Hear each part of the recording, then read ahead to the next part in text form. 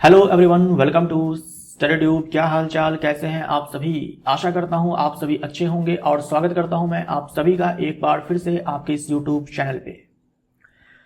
दोस्तों, एनसीईआरटी के इस सीरीज में हम लोगों ने अब तक क्या सब पढ़ा है, एक बार उस पर चर्चा कर लेते हैं। क्लास 9 एनसीईआरटी से हम लोगों ने अध्याय 1, 2, 3, 4, 5 और ये 6 चैप्टर्स हम लोगों ने कंप्लीट कर लिए हैं। और आखिरी के 4 चैप्टर्स जो हम लोगों ने पढ़े वो केमिस्ट्री के थे, यानी कि पिछले 4 चैप्टर्स जो हम लोगों ने कंप्लीट किए वो सारे के सारे केमिस्ट्री के ही थे, राइट। तो हम लोग क्या करेंगे, अब थोड़ा सा टेस्ट चेंज करेंगे। हम लोग अब जो है बायो का एक चैप्टर देखेंगे, लेकिन वो क्लास 9 से नहीं होगा। अब बाकी के जो चैप्टर्स बचे हुए हैं इन सारे को हम लोग कंप्लीट करेंगे क्लास 10 पूरा कंप्लीट करने के बाद। जो बचे हुए चैप्टर्स हैं फिजिक्स के हैं, तो फिजिक्स के बचे हुए चैप्टर जो क्लास 9 के हैं ये सारे के सारे इसे हम लोग कंप्लीट करेंगे जब क्लास 10 हम लोग पूरा का पूरा पढ़ लेंगे। देखो, क्लास 10 का जो फिजिक्स है और क्लास 9 का जो फिजिक्स है उसमें जमीन आसमान का अंतर है। अगर आप क्लास 9 फिजिक्स नहीं भी पढ़ते हो, क्लास 10 फिजिक्स को आप बिल्कुल ही पढ़ सकते हो, है ना। रिलेशन नहीं है दोनों में। आपको फिजिक्स के अंदर पढ़ने हैं ये लाइट पे बेस्ड ये 2 चैप्टर्स हैं, विद्युत और विद्युत धारा के चुंबकीय प्रभाव। इनका कोई लेना देना नहीं है, इन सारे चैप्टर्स का कोई लेना देना नहीं है क्लास 9 की फिजिक्स से, वो बिल्कुल ही डिफरेंट फिजिक्स है। क्लास 10 से हम लोगों ने अध्याय 1 पूरा कर लिया है, रासायनिक अभिक्रियाएं एवं समीकरण। इस सीरीज का पहला वीडियो यही था, अध्याय 1 से ही था। अब हम लोग पढ़ने जा रहे हैं यहां पर अध्याय 5 जैव प्रक्रम। ये सारे जो केमिस्ट्री के चैप्टर्स हैं इसको हम लोग बाद में कंप्लीट करेंगे। हम लोग पहले जैव प्रक्रम कंप्लीट करेंगे, उसके बाद हम लोग प्रकाश पढ़ेंगे, उसके बाद आएंगे तो अध्याय 2 पढ़ेंगे। तो अब क्लास 10 हम लोग सबसे पहले कंप्लीट करेंगे, बायो का चैप्टर 1 कंप्लीट करेंगे, फिर फिजिक्स का करेंगे, फिर केमिस्ट्री का करेंगे। तो एक एक चैप्टर्स हम लोग करते आएंगे, वरना क्या होता है कि आप बोर भी हो जाते हैं कि लगातार केमिस्ट्री पढ़ रहा हूँ, लगातार बायो ही पढ़ रहा हूँ। ये बोरिंग भी आपको महसूस नहीं होगी अगर हम अलग अलग चैप्टर्स करते आएंगे। तो हम लोग जैव प्रक्रम पढ़ने जा रहे हैं और क्लास 10 के अंदर जितने भी चैप्टर्स आपको पढ़ने हैं वो सब के सब जो है काफी बड़े चैप्टर हैं। अध्याय 1 छोटा है, बाकी सारे के सारे चैप्टर जो है वो लंबे लंबे चैप्टर्स हैं। तो सारे चैप्टर जो है कई सारे पार्ट्स में आएंगे। इन सारे में जो सबसे बड़ा चैप्टर है वो है जैव प्रक्रम, अध्याय 5 जैव प्रक्रम यानी कि लाइफ प्रोसेसेस। ये सबसे बड़ा चैप्टर है। इसमें आपको देखो पाचन तंत्र के बारे में पढ़ना है, पाचन तंत्र के बारे में पढ़ना है, इसमें आपको श्वसन तंत्र के बारे में पढ़ना है, इसमें आपको परिवहन तंत्र के बारे में पढ़ना है और इसमें आपको उत्सर्जन तंत्र के बारे में पढ़ना है और मानव और पादप दोनों के बारे में पढ़ना है। तो हम लोग एक एक तंत्र को जो है एक एक वीडियो में कवर करेंगे। टोटल ये मानकर चलो कि 5 पार्ट्स इसमें आएंगे। 5 पार्ट्स में ये पूरा का पूरा चैप्टर आपका कंप्लीट होगा, क्योंकि बहुत बड़ा चैप्टर है, राइट। हम लोग एक एक वीडियो में जो है एक एक सिस्टम को कवर करते जाएंगे, ठीक है। तो अध्याय 5 हम लोग आज के इस वीडियो में शुरू कर रहे हैं। जब हमारा ये अध्याय 5 खत्म हो जाएगा तो हम लोग अध्याय 9 पढ़ेंगे। जब अध्याय 9 खत्म हो जाएगा तो हम लोग अध्याय 2 पढ़ेंगे, उसके बाद अध्याय 6 पढ़ेंगे, उसके बाद अध्याय 10 पढ़ेंगे। आप समझ गए होंगे कि पहले बायो का एक चैप्टर भी पढ़ेंगे, फिर फिजिक्स का, फिर केमिस्ट्री का, फिर बायो का, फिर फिजिक्स का, इस प्रकार से चलेंगे और पूरा क्लास 10 हम लोग कंप्लीट करेंगे। उसके बाद बचे हुए क्लास 9 के चैप्टर्स हम लोग कंप्लीट करेंगे। तो ये जो हमारा चैप्टर है उसका नाम है जैव प्रक्रम लाइफ प्रोसेसेस और इसका ये पार्ट 1 है। तो चलिए अब हम लोग चैप्टर को शुरू करते हैं और देखते हैं कि इस चैप्टर के अंदर क्लास 10 एनसीईआरटी में क्या सब बातें कही गई है। हम जैव यानी कि सजीव तथा अजैव यानी कि निर्जीव, जैव यानी कि सजीव, अजैव यानी कि निर्जीव। चैप्टर का नाम क्या है? जैव प्रक्रम यानी कि सजीवों में होने वाले प्रक्रम। सजीव तथा निर्जीव में कैसे अंतर स्पष्ट करते हैं। अगर मैं आपसे पूछूं कोई चीज, किसी चीज के बारे में कि बताओ वो सजीव है या निर्जीव है, तो आप कैसे बताएंगे? यदि हम कुत्ते को दौड़ते देखते हैं, गाय को जुगाली करते हैं अथवा गली में एक इंसान को जोर से चीखते हुए देखते हैं तो हम समझ जाते हैं कि ये सजीव है। कुत्ता दौड़ रहा है, गाय जुगाली कर रही है, इंसान जोर से चीख रहा है, तो आप समझ जाएंगे कि वो सजीव है, क्योंकि आप उसके बॉडी में मूवमेंट देख रहे हैं, गति देख रहे हैं। चिल्ला रहा है तो उसका मुंह हिल रहा है, दौड़ रहा है, पूरा का पूरा शरीर गति कर रहा है। गाय जुगाली कर रही है, मुंह चला रही है। यदि कुत्ता, गाय या इंसान सो रहे हैं तो क्या तब भी हम यही सोचेंगे कि ये सजीव है? लेकिन हम यह कैसे जानेंगे? भाई इंसान जब चिल्ला रहा है, गाय जब जुगाली कर रही है, कुत्ता जब दौड़ रहा है, तब आपको दिख रहा है कि हाँ, साफ साफ आपको दिख रहा है कि उनमें गति हो रही है, उनमें मूवमेंट जो है वो हो रहा है। लेकिन जब ये सारे सो रहे होंगे, जब ये सब के सब सो रहे होंगे, कुत्ता सो रहा है, गाय सो रही है, इंसान सो रहे हैं, उस समय आप कैसे जानेंगे कि ये सजीव है? हम उन्हें सांस लेते देखते हैं और जान लेते हैं कि वे सजीव है। ये सब बेसिक बेसिक बातें हैं जो आप बचपन से पढ़ते आ रहे हो। सजीव और निर्जीव में क्या अंतर है, कैसे हम जानते हैं? पौधों के बारे में हम कैसे जानेंगे कि वे सजीव हैं? क्योंकि पौधे एक जगह से दूसरी जगह तो जाते नहीं हैं। हम से कुछ कहेंगे कि वे हरे दिखते हैं, यानी कुछ लोग बोलेंगे कि पौधे हरे दिखते हैं इसलिए वह सजीव है। लेकिन उन पौधों के बारे में क्या कहेंगे जिनकी पत्तियां हरी न होकर अन्य रंग की होती है? अगर पौधों के बारे में पूछा जाता है किसी से, तो कुछ लोग कह सकते हैं कि पौधे हरे दिखते हैं इसलिए वह सजीव है। लेकिन उन पौधों के बारे में क्या जिनकी पत्तियां जो होती है वो अन्य रंग की होती है, हरी नहीं होती है? वे समय के साथ वृद्धि करते हैं, अतः हम कह सकते हैं कि वे सजीव है। आपने देखा प्लांट छोटा था, अब बड़ा हो गया है, तो आपने कह दिया कि सजीव है। पहले छोटा प्लांट था, अब ये बड़ा हो गया, तो इस वृद्धि को देख करके आप कह सकते हैं कि जो पादप है, जो पौधे हैं, वो सजीव है। दूसरे शब्दों में हम सजीव के सामान्य प्रमाण के तौर पर कुछ गतियों पर विचार करते हैं। ये वृद्धि संबंधी या अन्य गतियां हो सकती है। गतियों का मतलब यहां पर आप ये मत समझिएगा कि एक स्थान को छोड़ करके दूसरे स्थान तक जो जीव है वो जा रहे हैं। गति का मतलब क्या हो गया कि वो तो गति है ही, आप एक स्थान से दूसरे स्थान तक जाएंगे तो आपने गति किया। बॉडी के किसी पार्ट में मूवमेंट हो रहा है, हिलना डुलना हो रहा है, वो सब गति के ही अंदर आते हैं। आप गर्दन हिला रहे हो, आप हाथ हिला रहे हो, एक जगह बैठे बैठे आप में भी गति हो रही है, ये भी गति है। पूरे बॉडी का ही एक जगह से दूसरी जगह जाना या फिर बॉडी के किसी पार्ट्स का हिलना डुलना, वो सब के सब गति है। एक प्लांट जब छोटा था वो बड़ा हो गया, ये भी अपने आप में क्या है कि गति है।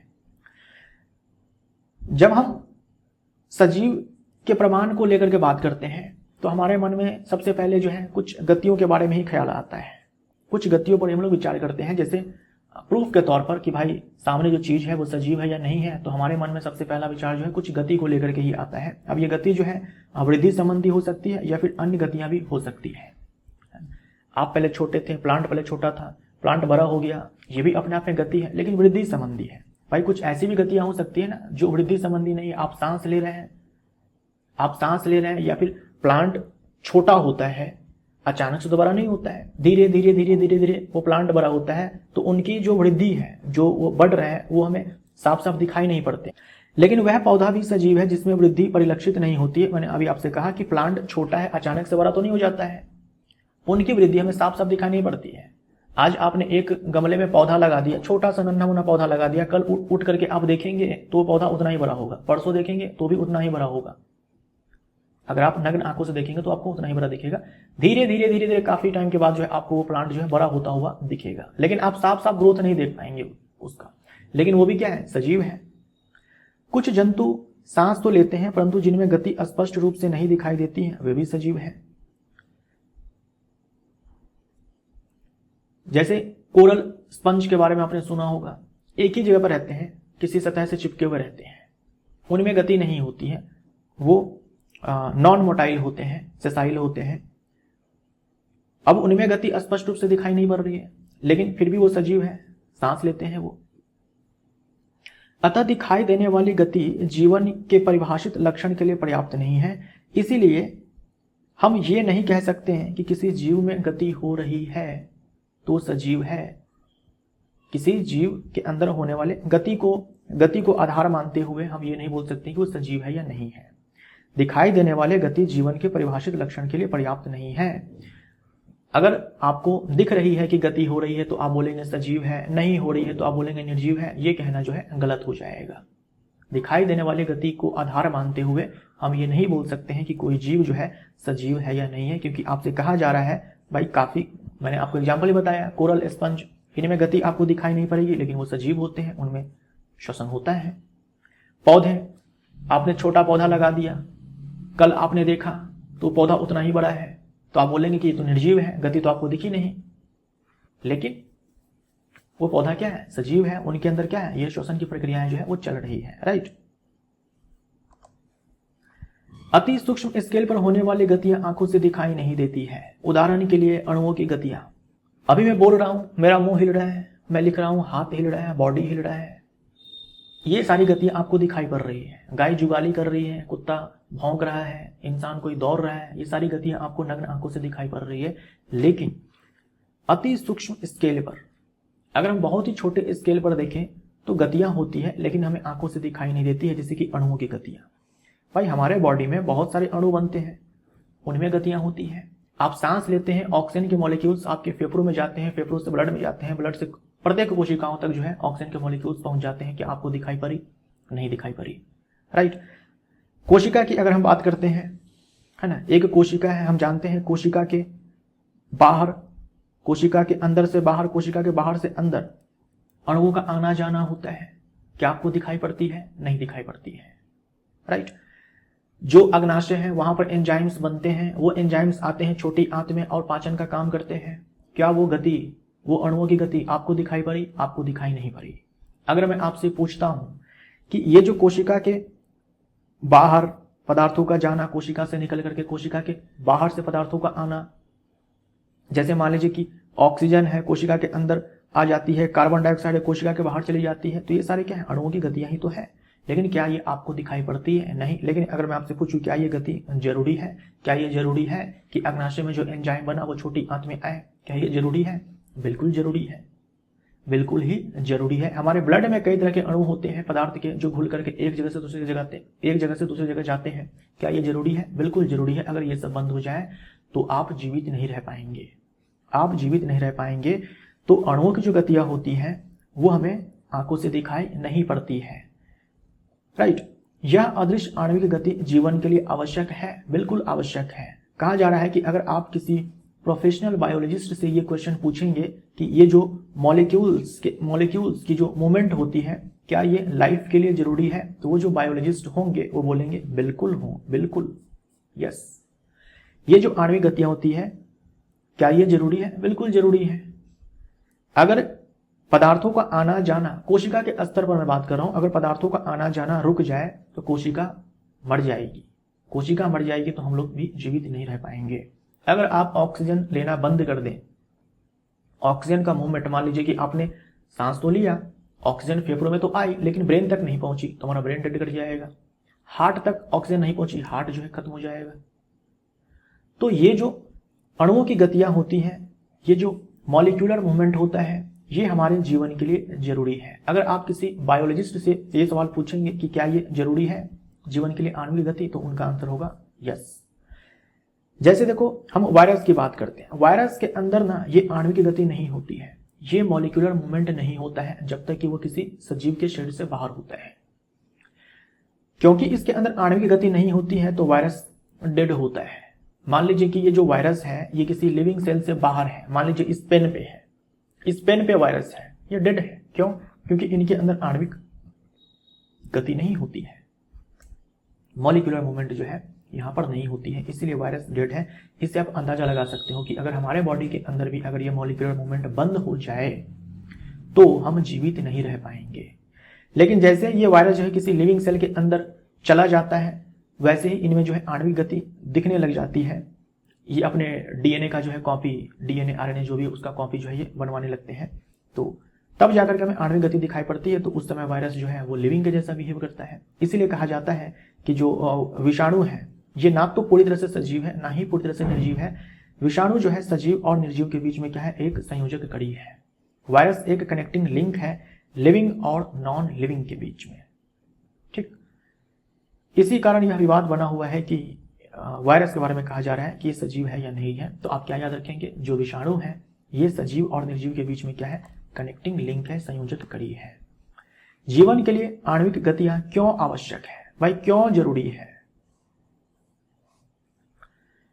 पूर्व कक्षाओं में हम यह देख चुके हैं कि सजीव की संरचना सुसंगठित होती है। हम जानते हैं कि कोशिकाएं होती है, कोशिकाएं मिलकर के ऊतक का निर्माण करती है, ऊतक मिलकर के अंग का निर्माण करते हैं, अंग जो है अंगतंत्र बनाते हैं। और जो कोशिकाएं होती है उनमें छोटे घटक होते हैं जिसे हम क्या बोलते हैं? कोशिकांग बोलते हैं। सजीव की यह संगठित एवं सुव्यवस्थित संरचना समय के साथ साथ पर्यावरण के प्रभाव के कारण विघटित होने लगती है। अब ये जो सुव्यवस्थित संरचनाएं हैं ये समय के साथ साथ क्या होता है? पर्यावरण के प्रभाव के कारण टूटने लगते हैं, विघटित होने लगते हैं, ये नष्ट होने लगते हैं। यदि यह व्यवस्था टूटती है तो जीव और अधिक समय तक जीवित नहीं रह पाएगा। जो आपको स्पष्ट रूप से दिखाई पड़ता है, हम लोग उस एग्जाम्पल को लेते हैं। जैसे मान लीजिए कि आप दैनिक जीवन में अपना कुछ काम कर रहे थे, कहीं पर आपकी स्किन जो है घिस जाती है।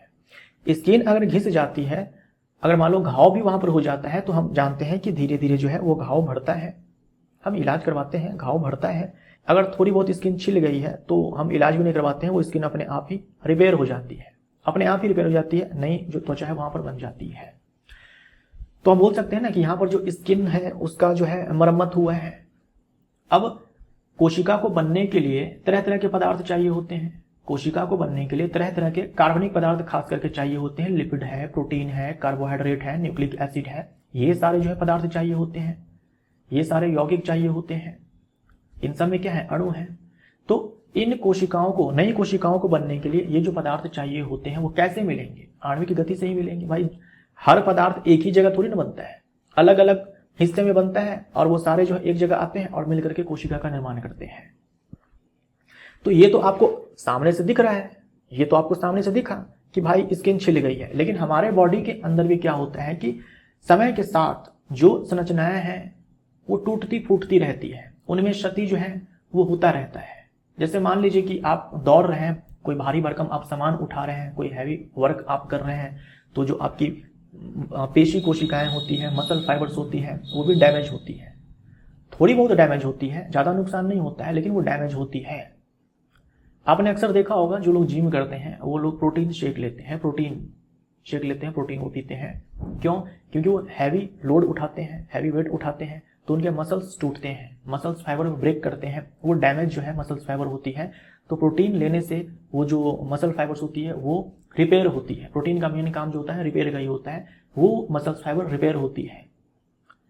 अगर वो प्रोटीन शेक नहीं लेते हैं और हैवी वेट उठाते रहते हैं, अब प्रोटीन शेक ही ले जरूरी नहीं है। अगर आप घर पर आपका खान पान कुछ ऐसा है कि उनमें भरपूर मात्रा में प्रोटीन है तो भी कोई दिक्कत नहीं है, लेकिन उन मसल्स को रिपेयर करने के लिए प्रोटीन चाहिए ही चाहिए। अगर मान लीजिए वो प्रोटीन की कमी हो जाती है उनके बॉडी में और ऐसे ही मसल्स वो टूटते रहते हैं, तो धीरे धीरे जो है जो उनकी पेशी वो खराब हो जाएगी।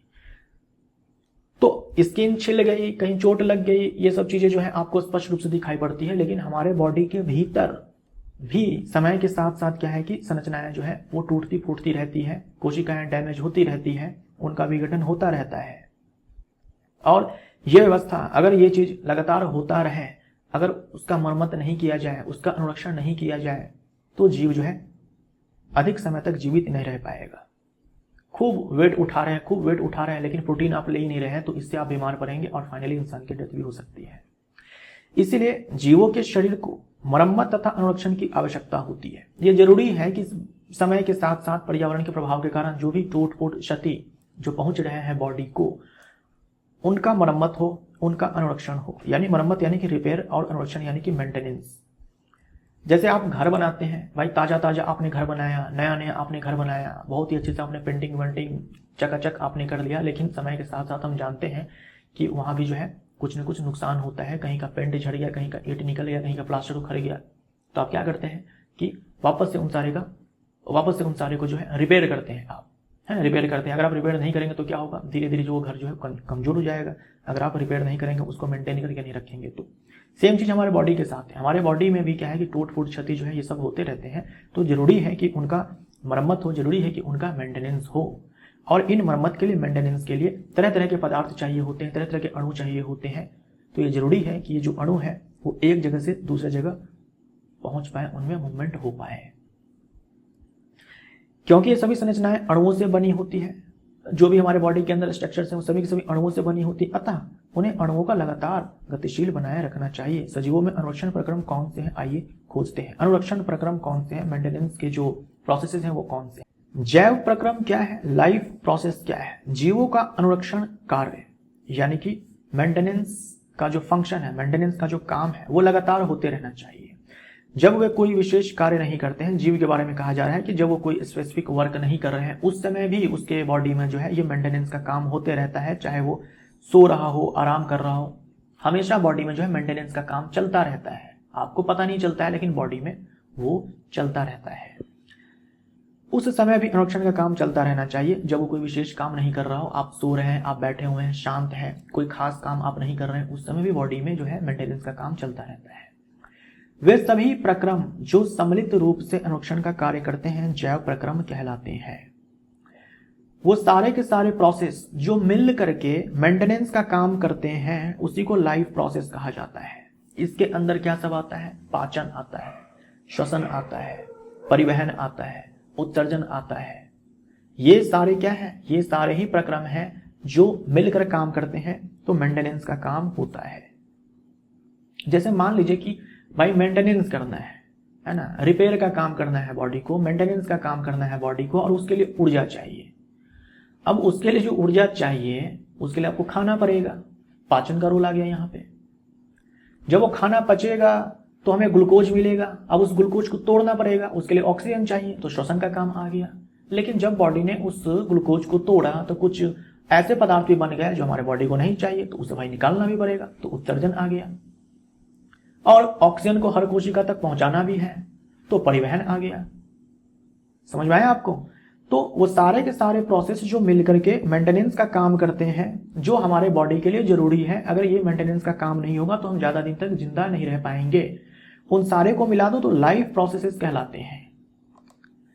क्योंकि क्षति तथा टूट फूट रोकने के लिए अनुरक्षण प्रक्रम की आवश्यकता होती है, अतः इसके लिए उन्हें ऊर्जा की आवश्यकता होगी। यह ऊर्जा एकल जीव के शरीर के बाहर से आती है, इसलिए ऊर्जा के स्रोत को बाहर से जीव के शरीर में स्थानांतरण करने के लिए कोई प्रक्रम होना चाहिए। भाई क्षति और टूट फूट जो बॉडी के अंदर हो रहा है उसको रिपेयर करने के लिए, उसको मेंटेन करने के लिए, उसके मेंटेनेंस के काम के लिए ऊर्जा की आवश्यकता होगी। भाई एक जीव को ऊर्जा कहाँ से मिलेगी? तो बाहर से मिलेगी। कैसे मिलेगी? तो ऊर्जा वाले जो पदार्थ हैं जिनमें ऊर्जा स्टोर्ड है, ऊर्जा वाले जो खाद्य पदार्थ है उसको हम खाएंगे। तो एक प्रक्रम ऐसा होना चाहिए कि जो ऊर्जा के स्रोत हैं, भोजन के बारे में बात की जा रही है यहाँ पर, कि जो भोजन है या फिर ऊर्जा के जो स्रोत है वो बाहर से जीव के शरीर में स्थानांतरित हो। तो यहाँ पर रोल किसका आता है? पोषण का आता है। ऊर्जा के जो स्रोत हैं इसे हम लोग भोजन कहते हैं, और इस भोजन को शरीर के अंदर लेने के प्रक्रम को हम क्या बोलते हैं? पोषण बोलते हैं, न्यूट्रिशन बोलते हैं। समझ में आया? भोजन क्या है? बाहर से जो हम ऊर्जा का स्रोत लेते हैं और इस भोजन को शरीर के अंदर जो ले रहे हैं, इस प्रक्रम को क्या बोलते हैं? पोषण बोलते हैं। यदि जीव में शारीरिक वृद्धि होती है तो इसके लिए उसे बाहर से अतिरिक्त कच्ची सामग्री की भी आवश्यकता होगी। बॉडी की अगर ग्रोथ करवानी है तो भाई और भी हमें क्या है कि तरह तरह के एक्स्ट्रा जो है कच्ची सामग्री की आवश्यकता होगी। बॉडी में अगर ग्रोथ होनी है तो तरह तरह की जो है कच्ची सामग्री की आवश्यकता होगी।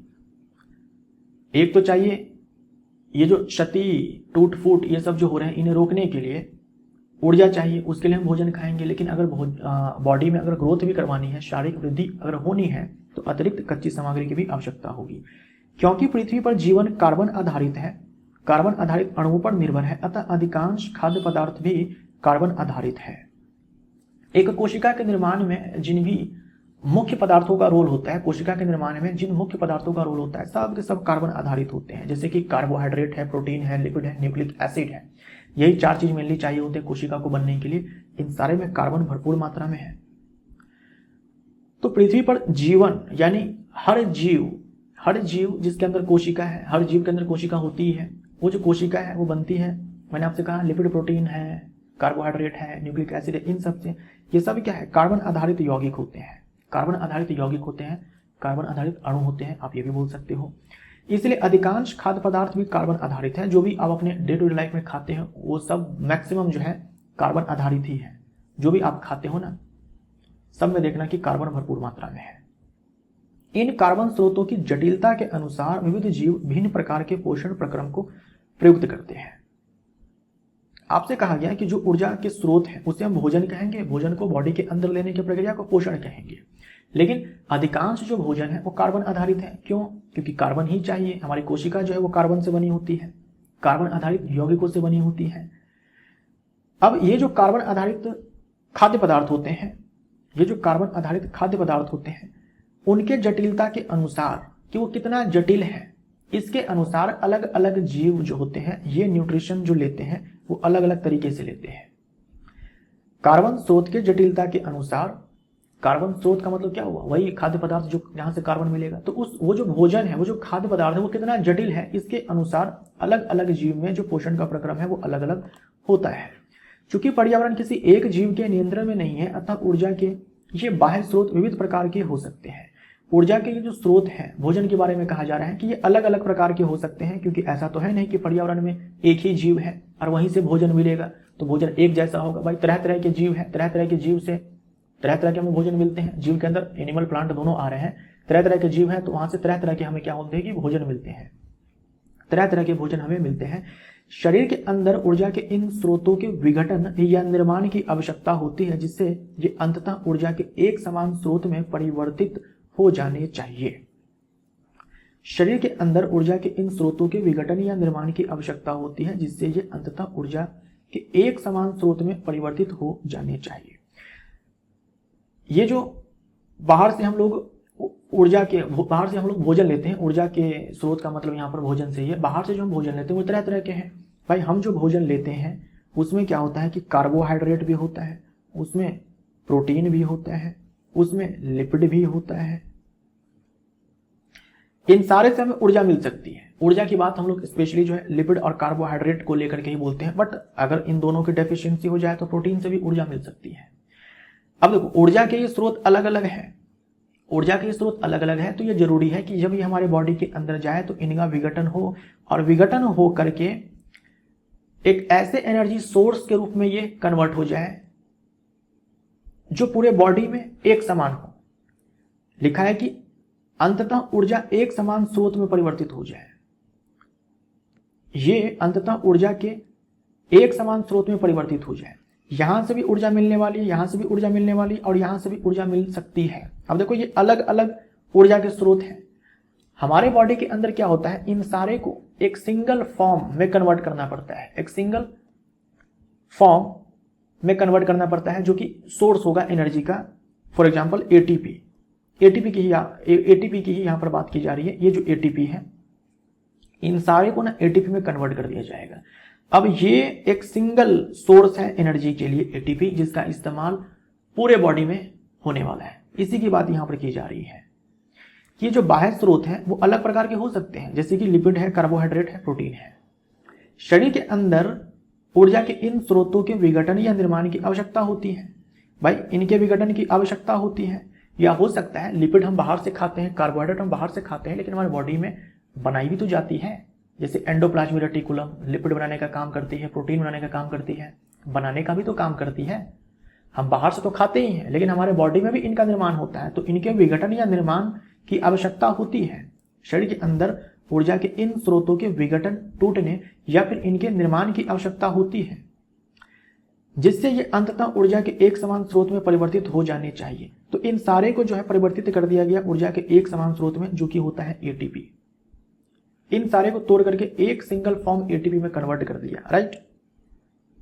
यह विभिन्न आणविक गतियों के लिए एवं विभिन्न जीवों के शरीर के लिए अनुरक्षण तथा शरीर की वृद्धि के लिए आवश्यक अणुओं का निर्माण में उपयोगी है। कहा जा रहा है कि विभिन्न आणविक गतियों के लिए, जैसे मान लीजिए सोडियम को क्या होता है कि कोशिका से बाहर भेजना होता है, सोडियम आयन को कोशिका से बाहर भेजना होता है, पोटेशियम आयन को कोशिका के भीतर बुलाना होता है, तो यहां पर जो है एटीपी खर्च किया जाता है। तो ऐसे आणविक गतिविधियों के लिए, आणविक गतियों के लिए, मॉलिक्यूलर मूवमेंट के लिए ये एटीपी चाहिए होता है। उसके बाद शरीर के अनुरक्षण, मेंटेनेंस के काम के लिए, बॉडी में अगर ग्रोथ करवानी है, इसके लिए जो तरह तरह के मॉलिक्यूल्स बनेंगे, तरह तरह के जो पदार्थ बनेंगे, वहां पर ये एटीपी खर्च किया जा सकता है। यही बातें आपसे कही जा रही है। इसके लिए शरीर के अंदर रासायनिक क्रियाओं की एक श्रृंखला की आवश्यकता होती है। उपचयन, अपचयन, अभिक्रियाएं, अणुओं के विघटन की कुछ सामान्य रासायनिक युक्तियां हैं। अब ये जो एटीपी का फॉर्मेशन होता है, इन सारे से एटीपी का जो फॉर्मेशन होता है, इसके लिए बॉडी में ना रिएक्शन की पूरी सीरीज चलती है, एक के बाद एक के बाद एक के बाद जो है रिएक्शन की पूरी सीरीज चलती है, जिसमें सबसे कॉमन क्या होता है, ये ऑक्सीडेशन एंड रिडक्शन होता है। रिएक्शन की पूरी एक क्या चलती है कि सीरीज चलती है। किसके लिए, ये जो बाहर से ऊर्जा के स्रोत लिए हैं उसको इस एटीपी में कन्वर्ट करने के लिए। इसके लिए बहुत से जीव शरीर के बाहरी स्रोत से ऑक्सीजन प्रयुक्त करते हैं। बहुत सारे जीव में क्या होता है कि ये एटीपी बनाने के लिए जो है ऑक्सीजन चाहिए होता है। बहुत सारे जीवों में ऐसा हो सकता है कि ये ऑक्सीजन नहीं चाहिए इस एटीपी को बनाने के लिए। अब अगर ऑक्सीजन चाहिए तो शरीर के बाहर से ऑक्सीजन को ग्रहण करना होगा, शरीर के बाहर से ऑक्सीजन को ग्रहण करना होगा, और कोशिकीय आवश्यकता के अनुसार खाद्य स्रोत के विघटन में उसका उपयोग करना होगा। और इसी प्रोसेस को हम लोग क्या बोलेंगे? श्वसन बोलेंगे। देखो क्या कहा गया है, शरीर के बाहर से ऑक्सीजन को ग्रहण करना तथा कोशिकीय आवश्यकता के अनुसार खाद्य स्रोत के विघटन में उसका उपयोग श्वसन कहलाता है। बाहर से ऑक्सीजन को लेना और जो खाद्य पदार्थ है, खास करके ग्लूकोज, यानी इन सब की बात की जा रही है, जो ये लिपिड है, कार्बोहाइड्रेट, प्रोटीन है, इन सब को तोड़ करके एटीपी बनाना या फिर ऊर्जा मुक्त करवाना, इसी को हम लोग क्या बोलते हैं? श्वसन बोलते हैं। ऑक्सीजन को ग्रहण करना तथा कोशिकीय आवश्यकता के अनुसार खाद्य स्रोत के विघटन में, ये खाद्य स्रोत इसकी बात की जा रही है, इसको तोड़ करके एटीपी बनाना श्वसन कहलाता है। तो जब हम श्वसन बोलते हैं उसमें आप केवल ये मत समझना कि केवल सांस लेना होता है। श्वसन का एक हिस्सा है, एक पार्ट है सांस लेना। जब हम सांस लेते हैं तो ऑक्सीजन हम लोग अंदर लेते हैं, वो ऑक्सीजन ब्लड में जाती है, फेफड़ों में जाती है पहले, उसके बाद ब्लड में जाती है, तब प्रत्येक कोशिकाओं में जाती है। प्रत्येक कोशिका में जाने के बाद खास करके जो ये कार्बोहाइड्रेट होता है, जो ग्लूकोज होता है, उसको वो ऑक्सीजन तोड़ करके एटीपी प्रोड्यूस करवाती है। इस पूरे प्रोसेस को श्वसन कहा जाता है। केवल सांस लेना श्वसन नहीं होता है। सांस लेना और ये जो आपके ग्लूकोज होते हैं, कार्बोहाइड्रेट होते हैं, खास करके इन्हीं दोनों की बात करते हैं हम लोग, इसे तोड़ करके एनर्जी को मुक्त करवाना भी श्वसन का ही हिस्सा है। एक कोशिकीय जीव की पूरी सतह पर्यावरण के संपर्क में रहती है। जैसे अमीबा है, भाई अमीबा है, एक कोशिकीय है और बहुत ही सूक्ष्म होता है। इसके बॉडी की जो पूरी की पूरी सरफेस है वो वातावरण के संपर्क में है। अतः इन्हें भोजन ग्रहण करने के लिए या गैसों के आदान प्रदान करने के लिए या फिर वर्ज्य पदार्थ को बाहर निकालने के लिए किसी विशेष अंग की आवश्यकता नहीं होती है। पूरी की पूरी जो सतह है, जीव की पूरी जो सतह है, वो पर्यावरण के डायरेक्ट कांटेक्ट में है। इसीलिए अगर इसे कुछ खाना है, भोजन ग्रहण करना है, गैसों का आदान प्रदान करना है पर्यावरण के साथ, या फिर वर्ज्य पदार्थ बॉडी से बाहर निकालना है, इसके लिए कोई विशेष अंग की आवश्यकता नहीं होती है। मात्र एक कोशिका है। लेकिन जब जीव के शरीर का आकार बढ़ता है तथा शारीरिक अभिकल्प अधिक जटिल होता जाता है, तब क्या होता है? जैसे जैसे जीव कॉम्प्लेक्स होता जाता है, जटिल होता जाता है, बहुत सारी कोशिकाएं इनके अंदर आने लगती है। अर्थात जब जटिलता बढ़ती है, बहुकोशिकीय जीवों के अंदर जब जटिलता बढ़ती है, तब हम जानते हैं कि कोशिकाएं जो है मिलकर के ऊतक का निर्माण जो है वो कर लेती है। ऊतक मिलकर के जो है अंग का निर्माण कर लेता है और पाचन के लिए, भोजन ग्रहण करने के लिए, पाचन के लिए अलग हमारे पास ऊतक आ जाता है या फिर अलग अंग आ जाता है, अलग अंग तंत्र आ जाता है। गैस के आदान प्रदान के लिए अलग अंग आ जाता है, वर्ज्य पदार्थ को बाहर निकालने के लिए अलग अंग आ जाता है। तो बहुकोशिकीय जीवों में हम पढ़ चुके हैं कि श्रम का विभाजन होता है अंग के स्तर पर, अंग तंत्र के स्तर पर, राइट। बहुकोशिकीय जीवों में सभी कोशिकाएं अपने आसपास के पर्यावरण के सीधे संपर्क में नहीं रह सकती। सीधी सी बात है भाई, हमारी त्वचा जो है डायरेक्ट पर्यावरण के कांटेक्ट में है, लेकिन आपके भीतर हार्ट है, आपके भीतर ब्रेन है, किडनी है, लीवर है, अमाशय है, क्या ये सब डायरेक्ट पर्यावरण के कांटेक्ट में है? नहीं है, है ना, डायरेक्ट पर्यावरण के कांटेक्ट में नहीं है। अतः साधारण विसरण सभी कोशिकाओं की आवश्यकता को पूर्ति नहीं कर सकता है। जैसे गैसों का आदान प्रदान हुआ, वर्ज्य पदार्थ बाहर निकाला, भोजन का ग्रहण हुआ, इन सारे में विसरण का रोल होता है। लेकिन जो बहुकोशिकीय जीव है, जहां जीव की हर कोशिका जो है डायरेक्ट पर्यावरण के कांटेक्ट में नहीं है, वहां जो है साधारण विसरण सभी कोशिकाओं की आवश्यकता को पूर्ति नहीं कर सकता है। जैसे मान लीजिए कि ऑक्सीजन हम लेते हैं, उस ऑक्सीजन को प्रत्येक कोशिका तक पहुंचाने का काम कौन करता है? ब्लड करता है, बहुत ही फास्ट करता है, कुछ ही सेकंडों में पहुंचा देता है। मान लीजिए कि जो सांस आप ले रहे हैं उसमें जो ऑक्सीजन है फेफड़ों में गई, उस ऑक्सीजन को आपके पैरों तक जाने में विसरण प्रक्रिया से कितना टाइम लगेगा? 15 वर्ष से ज्यादा समय लगेगा। केवल अगर डिफ्यूजन से, फेफड़ों से केवल डिफ्यूजन के जरिए ऑक्सीजन को फेफड़ों से पैर तक जाना हुआ तो 15 वर्ष से भी ज्यादा समय लगेगा। 15 वर्ष से भी ज्यादा समय लगेगा। तो हमारे अंदर जो है विसरण काम नहीं करेगा। विसरण जो है काम नहीं करेगा, क्योंकि विसरण जो है बहुत ही धीमी प्रक्रिया होती है। इसीलिए हमारे बॉडी के अंदर क्या है, पूरा सर्कुलेटरी सिस्टम है, ब्लड है जो ऑक्सीजन को पहुंचाने का काम करता है। ब्लड, और सिर्फ ऑक्सीजन ही नहीं, तरह तरह के पदार्थ होते हैं जो ब्लड के थ्रू ट्रांसपोर्ट होते हैं बॉडी के एक पार्ट से दूसरे पार्ट तक। हम पहले भी देख चुके हैं कि बहुकोशिकीय जीवों में विभिन्न कार्यों को रोकने के लिए भिन्न भिन्न अंग विशिष्टकृत होते हैं। हम पहले भी देख चुके हैं कि बहुकोशिकीय जीवों में विभिन्न कार्यों को करने के लिए भिन्न भिन्न अंग विशिष्टीकृत हो जाते हैं। श्रम का विभाजन आपने पढ़ा हुआ है ना, बस वही चीज यहाँ पर जो है कही जा रही है, कहने का तरीका बस अलग है। हम इन विशिष्टीकृत ऊतकों से तथा जीव के शरीर में उनके संगठन से परिचित हैं। हम अलग अलग अंग के बारे में, ऊतक के बारे में जानते हैं। भाई किडनी है, लीवर है, आमाशय है, फेफड़े है, हार्ट है, इन सब के बारे में जानते हैं। अतः इसमें कोई आश्चर्य नहीं है कि भोजन तथा ऑक्सीजन का अंतर्ग्रहण भी विशिष्टीकृत ऊतकों का कार्य है।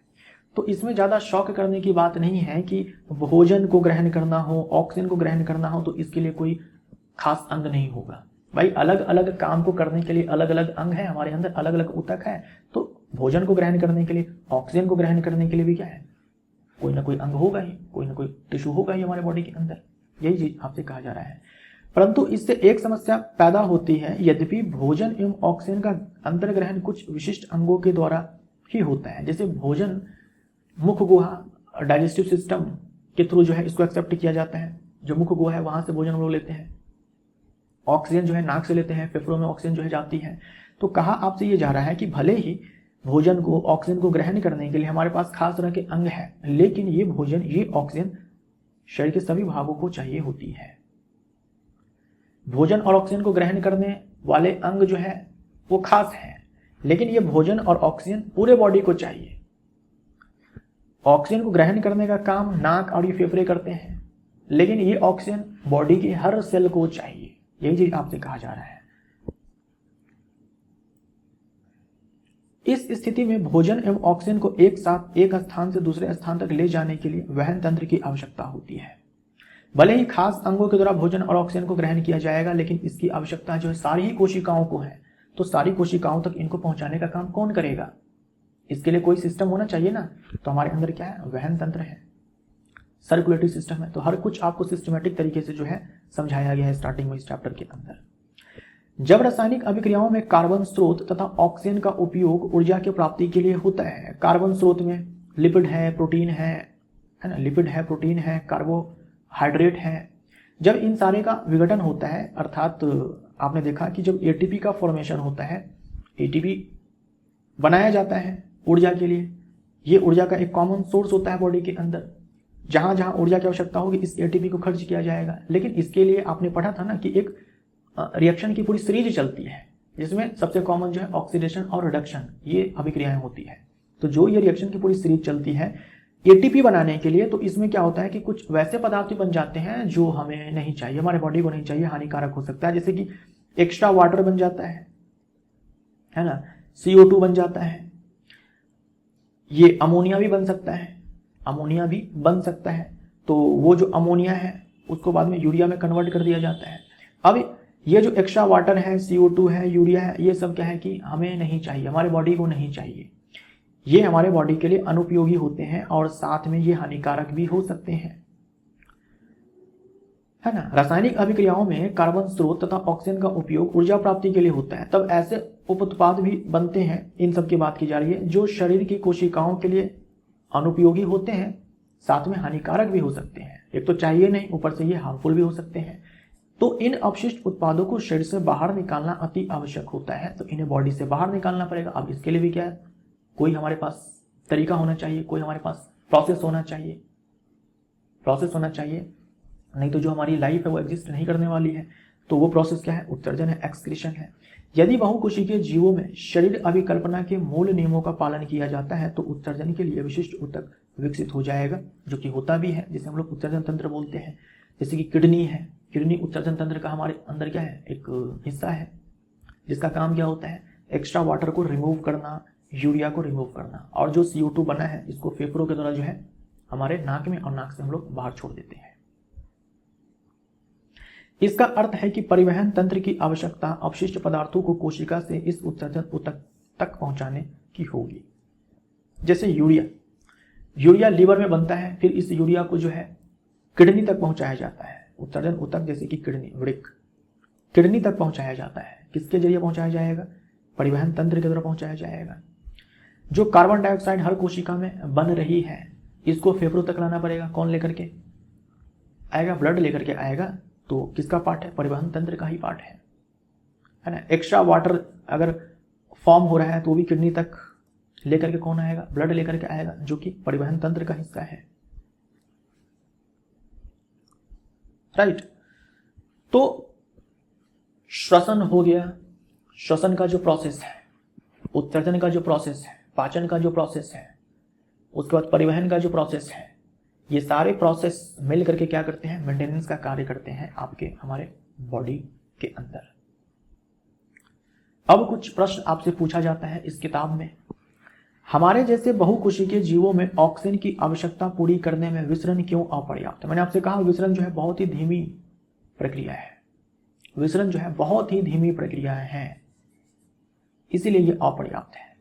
कोई वस्तु सजीव है, इसका निर्धारण करने के लिए हम किस मापदंड का उपयोग करेंगे? सजीव के लक्षण जो है आप याद रखिए।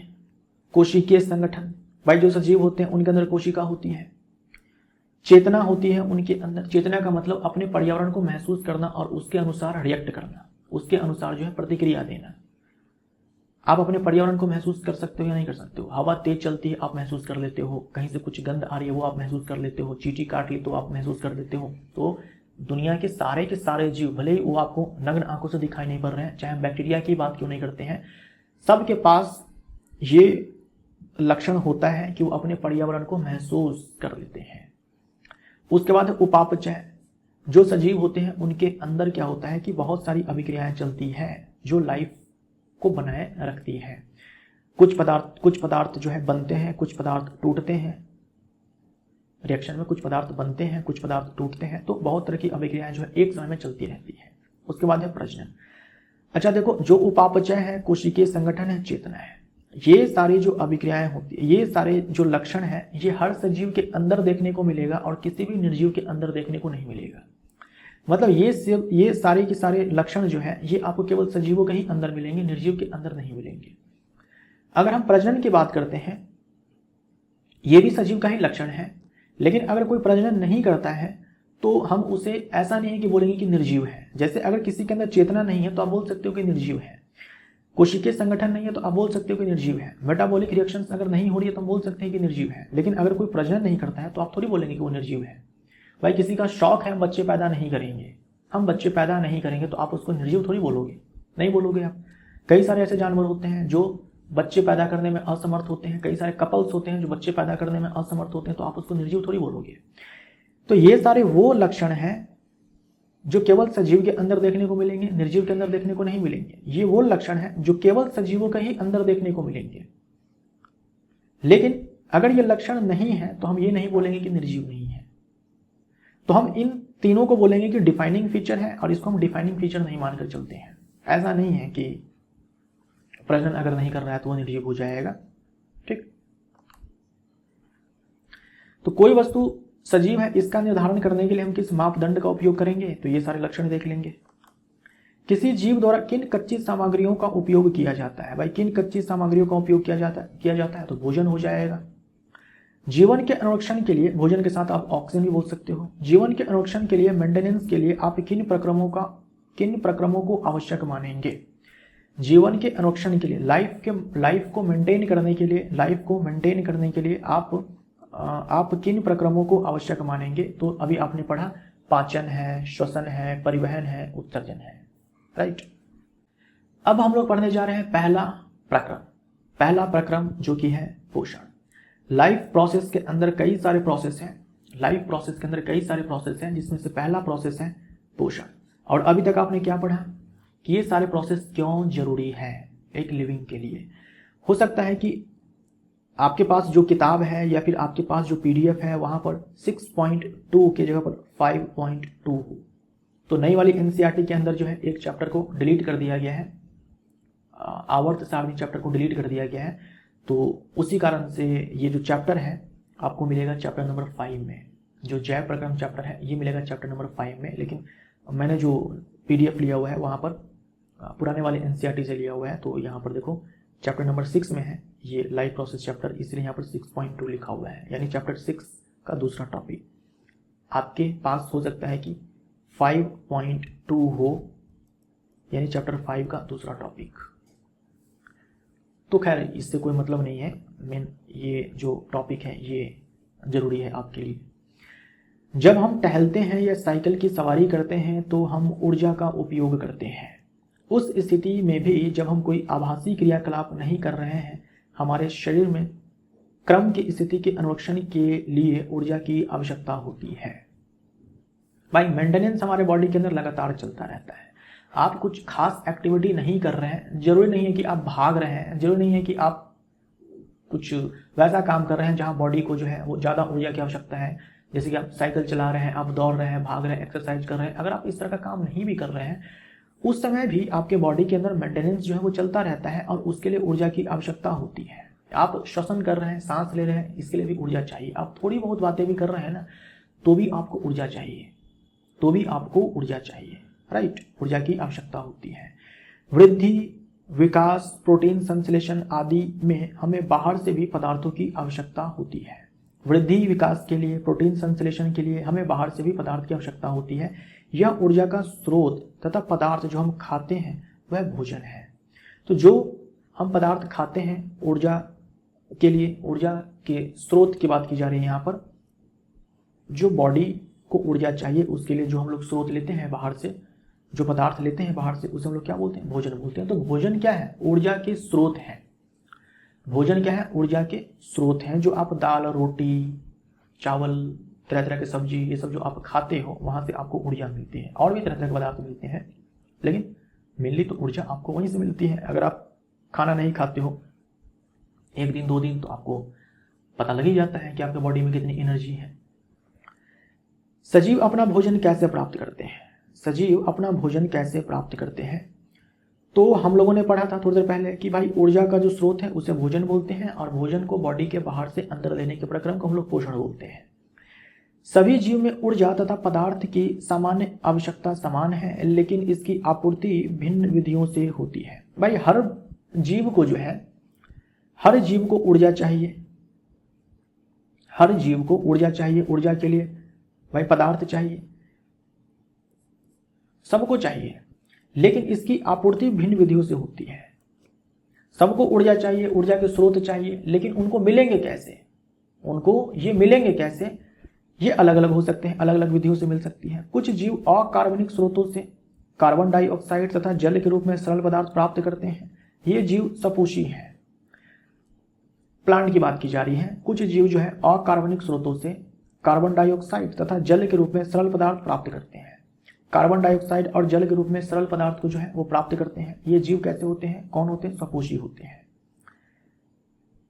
जिनमें सभी हरे पौधे तथा कुछ जीवाणु हैं जो फोटोसिंथेसिस करने वाले जीवाणु होते हैं, जैसे कि साइनोबैक्टीरिया, उसकी बात की जा रही है।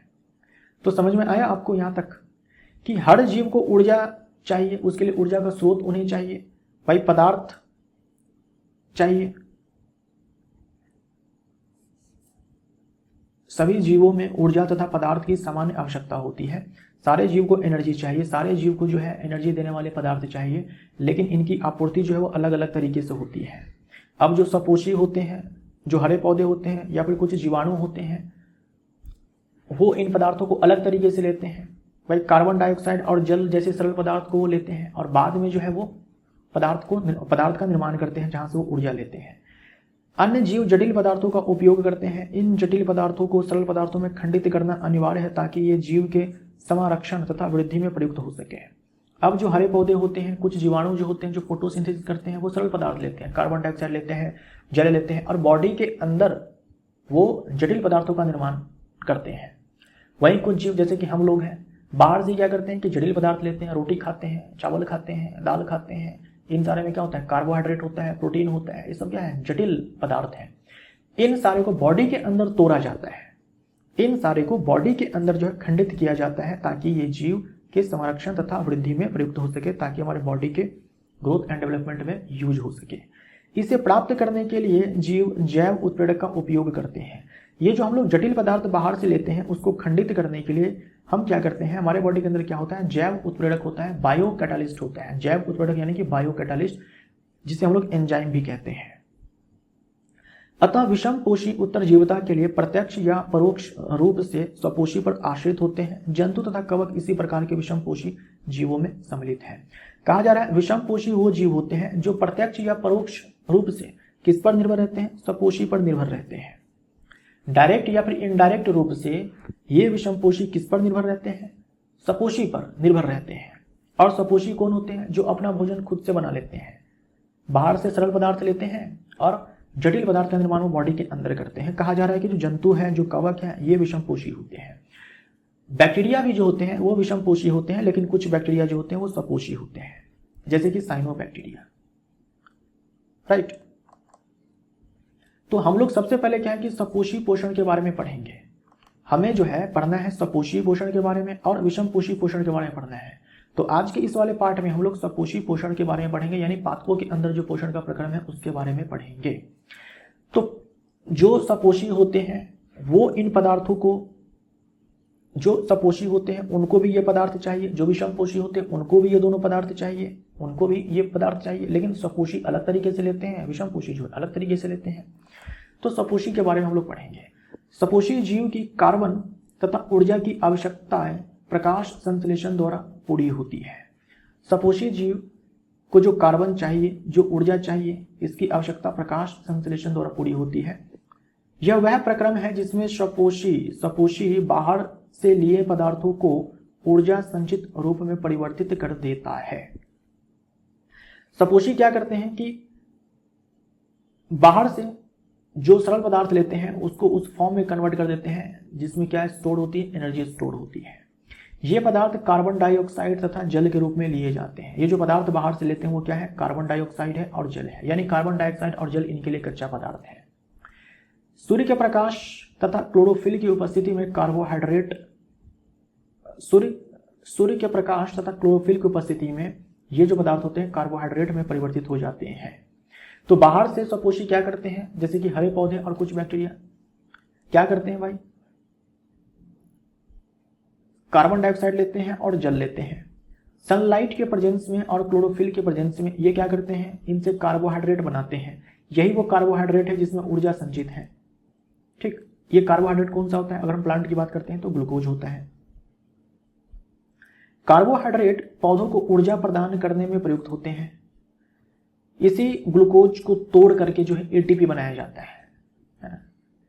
ये ग्लूकोज, जैसे आप ग्लूकोज, हम लोगों को भी ग्लूकोज चाहिए, हमारे बॉडी को एनर्जी चाहिए तो ग्लूकोज चाहिए होता है। आपने देखा होगा ग्लूकोज के बॉक्स पे, ग्लूकोज, डाबर ग्लूकोज का जो बॉक्स आता है उस पर लिखा होता है ना इंस्टेंट एनर्जी।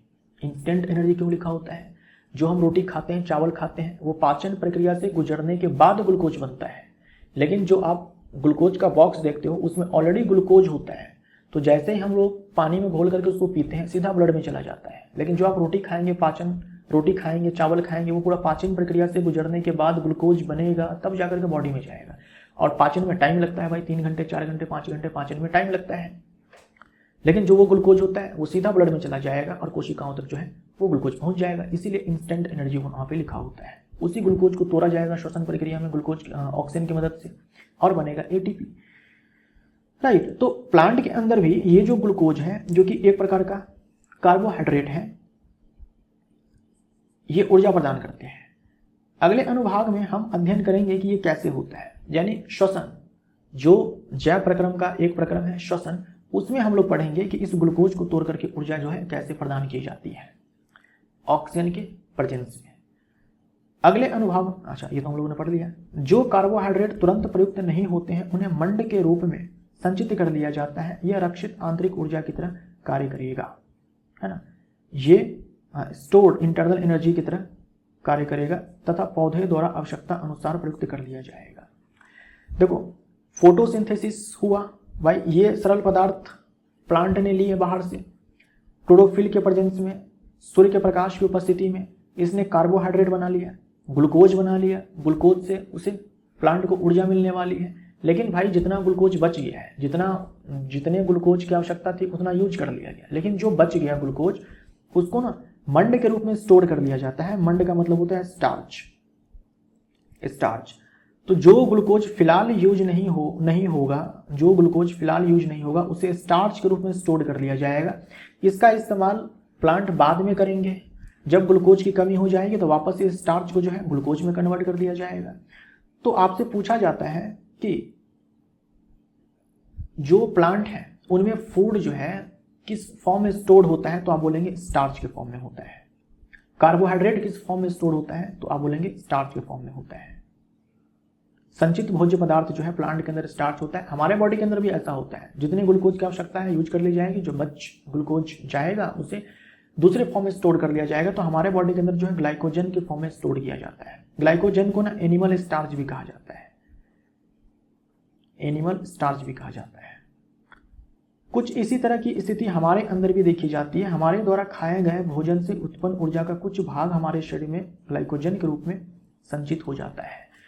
तो यहां पर आपको पूरा समझ में आया, जो ग्लूकोज बना वहां से ऊर्जा मिलने वाली है। प्लांट के अंदर और एनिमल के अंदर दोनों में ग्लूकोज जो है बनते हैं। प्लांट क्या है कि ये ग्लूकोज खुद से बनाता है क्योंकि वो सपोषी है। हम लोग जो है बाहर से खाना लेते हैं, उसको ताड़ करके जो है ग्लूकोज बनाते हैं। अब जितना ग्लूकोज यूज कर लिया जाएगा एनर्जी को निकालने के लिए वो तो ठीक है, लेकिन जो बच जाएगा प्लांट के अंदर उसे स्टार्च के फॉर्म में स्टोर किया जाता है और एनिमल के अंदर ग्लाइकोजन के फॉर्म में स्टोर किया जाता है। ग्लाइकोजन को जो है एनिमल स्टार्च कहा जाता है, याद रखेंगे आप। अब हम देखते हैं कि प्रकाश संश्लेषण प्रक्रम में वास्तव में क्या होता है, फोटोसिंथेसिस में वास्तव में क्या होता है। इस प्रक्रम के दौरान निम्नलिखित घटनाएं होती है। फोटोसिंथेसिस, ये जो फोटोसिंथेसिस होता है इसमें देखो क्या सब होता है। क्लोरोफिल द्वारा प्रकाश ऊर्जा को अवशोषित करना। कहा जा रहा है ना कि क्लोरोफिल होना चाहिए और सनलाइट जो है होनी चाहिए। तो क्लोरोफिल द्वारा प्रकाश ऊर्जा को अवशोषित करना। क्लोरोफिल का काम क्या होता है? क्लोरोफिल का काम होता है लाइट एनर्जी को ट्रैप करना, लाइट एनर्जी को ट्रैप करना।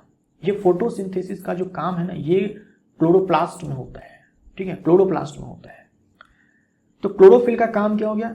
लाइट एनर्जी को ट्रैप करना, प्रकाश ऊर्जा को रासायनिक ऊर्जा में रूपांतरित करना तथा जल अणुओं का हाइड्रोजन तथा ऑक्सीजन में अपघटन। तो पहले तो ये काम होता है कि लाइट एनर्जी को ट्रैप किया जाता है, अवशोषित किया जाता है। फिर इस लाइट एनर्जी को प्रकाश ऊर्जा को जो है रासायनिक ऊर्जा में कन्वर्ट किया जाता है। और जो जल लिया जाता है, जो ये जल लिया जाता है, इसको तोड़ दिया जाता है हाइड्रोजन और ऑक्सीजन में। कार्बन डाइऑक्साइड का कार्बोहाइड्रेट में अपचयन। यहां जो हाइड्रोजन बना इससे अपचयन होता है कार्बन डाइऑक्साइड का और कार्बोहाइड्रेट बनता है। ये जो कार्बन डाइऑक्साइड है यही अपचयित होता है इस ग्लूकोज में। किससे? ये जो जल है ये टूटता है हाइड्रोजन और ऑक्सीजन में, वो हाइड्रोजन जो है इस कार्बन डाइऑक्साइड को अपचयित कर देगा इस ग्लूकोज में। तो समझ में आया क्या सब हुआ? क्लोरोफिल ने लाइट एनर्जी को ट्रैप किया, अवशोषित किया। इस प्रकाश ऊर्जा को रासायनिक ऊर्जा में परिवर्तित कर दिया जाता है, राइट। जो जल है वो टूटता है हाइड्रोजन और ऑक्सीजन में, और जो कार्बन डाइऑक्साइड है ये अपचयित हो जाता है कार्बोहाइड्रेट में यानी कि ग्लूकोज में। यह आवश्यक नहीं है कि ये चरण तत्काल एक के बाद दूसरा हो। ये बिल्कुल भी जरूरी नहीं है कि ये सारे स्टेप्स एक के बाद एक तुरंत के तुरंत हो जाए, ये जरूरी नहीं है। उदाहरण के लिए मरुद्भिद पौधे यानी जेरोफाइट्स, वो प्लांट्स जो रेगिस्तान में उगते हैं, जहां पानी की कमी होती है, जहां का तापमान ज्यादा होता है, जहां पानी की कमी होती है, उन सारे प्लांट्स की बात की जा रही है।